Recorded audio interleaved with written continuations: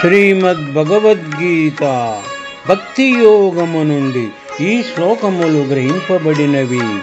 శ్రీకృష్ణ భగవానుడు అర్జునునకు ఉత్తమ భక్తుని దైవీ సంపత్తి లక్షణములను గీతోపదేశము చేసినారు.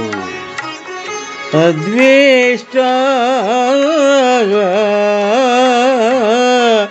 సర్వభూతానాం మైత్రః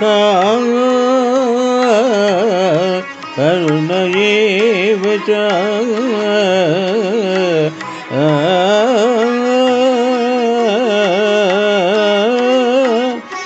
నిర్మమో నిరహంకారః సమదుఃఖ సుఖః క్షమీ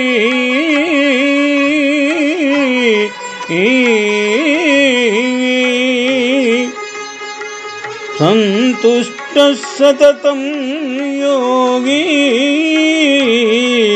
యతాత్మా దృఢ నిశ్చయః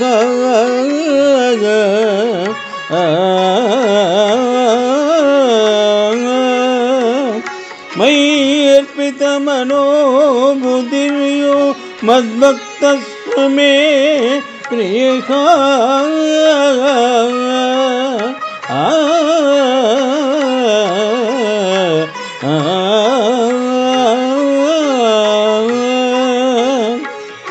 శ్లోకముల భావము.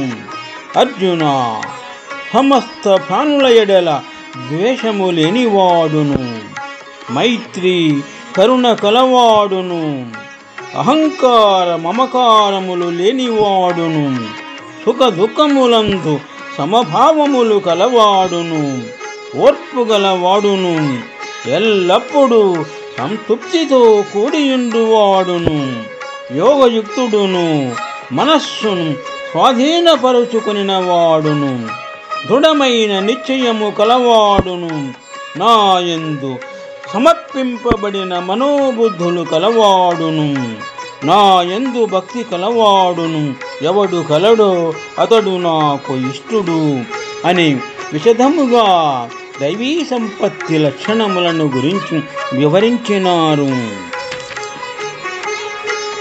మై అర్పిత మనోబుద్ధి, మనస్సుతో పాటు బుద్ధిని కూడా తన యందు నిలుపవలనని గీత యందు అచటచట భగవానుడు హెచ్చరికలు చేయుచున్నారు.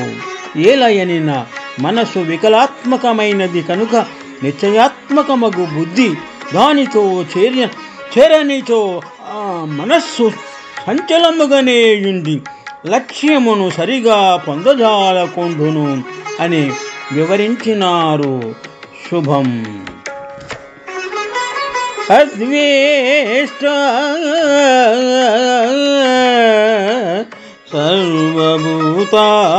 సర్వభూతానాం మైత్రః కరుణ ఏవ చ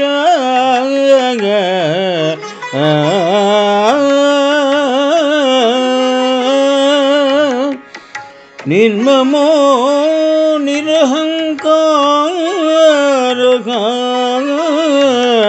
సమదుఃఖ సుఖః క్షమీ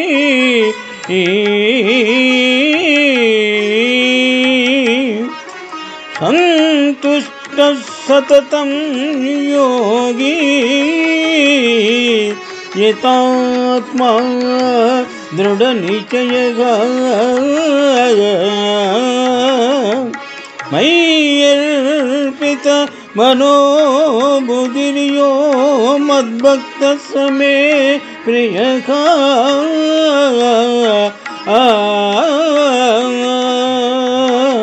శుభం.